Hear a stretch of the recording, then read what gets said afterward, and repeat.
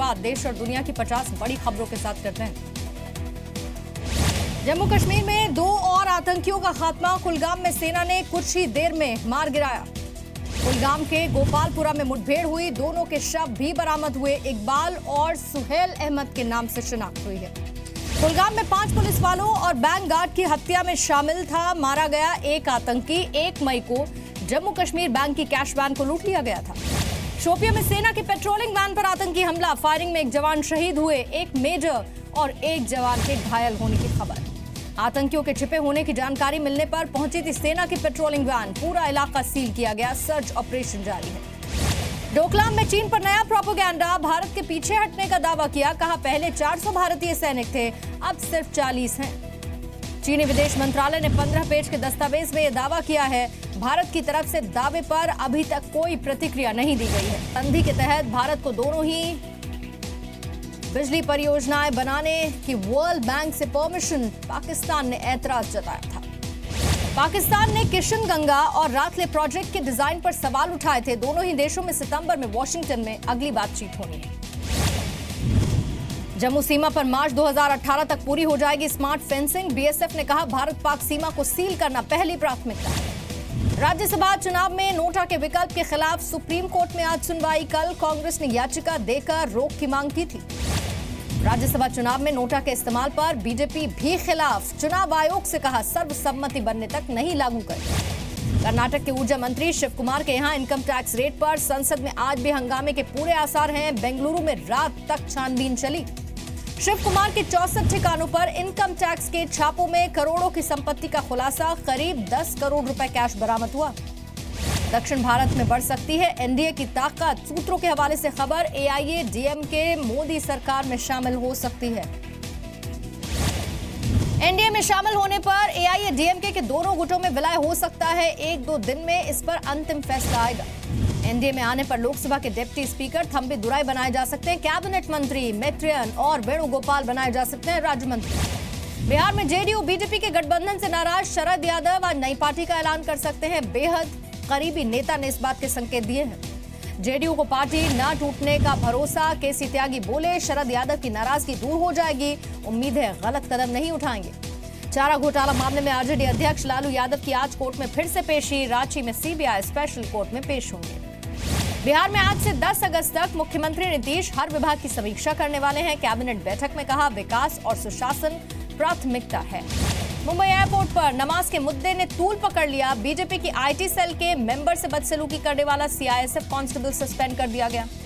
BJP नेता विनीत गोयनका ने airport में रिजर्व स्पेस होने के बावजूद 4 लोगों के नमाज पढ़ने पर बाहर की तरफ सवाल उठाया था। बीजेपी नेता के सवाल उठाने पर सीआईएसएफ जवान ने उनसे बदसलूकी की। पत्नी का मोबाइल छीनने की कोशिश का भी आरोप है। अमित शाह के हरियाणा दौरे का आज दूसरा दिन है। कल देर रात बीजेपी विधायकों के साथ बैठक की। कांग्रेस उपाध्यक्ष राहुल गांधी आज असम के दौरे पर बाढ़ प्रभावित इलाकों का दौरा करेंगे। कल राजस्थान और गुजरात का दौरा करेंगे राहुल गांधी। बाढ़ से बेघर हुए परिवार वालों से मुलाकात भी होगी। पश्चिम बंगाल में बाढ़ से मरने वालों का आंकड़ा 50 पहुंचा है। राज्य के 14 जिले इससे प्रभावित हुए हैं। पश्चिम बंगाल में 22 जुलाई से 26 लोगों की मौत डूबने से हुई, 4 की करंट लगने से, 5 की दीवार गिरने से मौत हुई। फिल्म अभिनेता दिलीप कुमार की हालत स्थिर है। किडनी में इंफेक्शन होने पर कल से मुंबई के लीलावती हॉस्पिटल में भर्ती। दिलीप कुमार को 2 से 3 दिन अभी हॉस्पिटल में और रहना पड़ सकता है। सोशल मीडिया पर फैंस ने जल्द ही स्वस्थ होने की शुभकामनाएं दी। योगी आदित्यनाथ ने कानून व्यवस्था को लेकर अधिकारियों को फटकार लगाई। कहा डायल 100 में सुधार की अभी और जरूरत है। लखनऊ में योगी आदित्यनाथ ने पीजीआई का दौरा किया। स्वाइन फ्लू की तैयारियों का जायजा लिया। झारखंड में धर्मांतरण बिल को कैबिनेट की मंजूरी के बाद विपक्ष हमलावर हुआ। मॉनसून सत्र में विरोध का ऐलान किया। बिहार के सोनपुर स्टेशन पर ट्रेन की खड़ी हुई बोगी में आग लग गई। किसी के हताहत होने की खबर नहीं। फायर ब्रिगेड मौके पर। पटना में अवैध बालू खनन को लेकर 10 नाव और 2 ट्रैक्टर जब्त किए गए। खाजे कला का एसएचओ सस्पेंड कर दिया गया। नक्सली नेता त्रिवेणी यादव की गिरफ्तारी के विरोध में बिहार और झारखंड में बंद। प्रशासन ने सुरक्षा के पुख्ता इंतजाम किए। 8वीं तक बच्चों को फेल न करने की पॉलिसी खत्म। कैबिनेट ने मंजूरी दे दी। संसद में इसी सत्र में बिल रखा जा सकता है। दिल्ली में कनॉट प्लेस के पास पुलिस पिकेट पर फायरिंग हुई। 4 बदमाश हिरासत में लिए गए। हथियार भी बरामद किए गए। दो गुटों में मामूली सी बात पर विवाद हुआ। एक गुट ने वहां से गुजर रही पुलिस पिकेट को रोककर शिकायत की थी। नागपुर में एक खाली फ्लैट से 97 लाख के पुराने बंद हो चुके नोट बरामद हुए। पुलिस ने एक को गिरफ्तार किया। इलाहाबाद में मुफ्त कोचिंग न देने पर एक कोचिंग सेंटर पर बम फेंके गए। दर्जन भर लोगों ने वारदात को अंजाम दिया। नोएडा में जिला प्रशासन की टीम का अवैध हुक्का बार पर छापा, 3 लोगों को पकड़ा गया। आगरा में एक महिला को पीट कर मार डाला गया। रात में घर से शौच के लिए महिला निकली थी।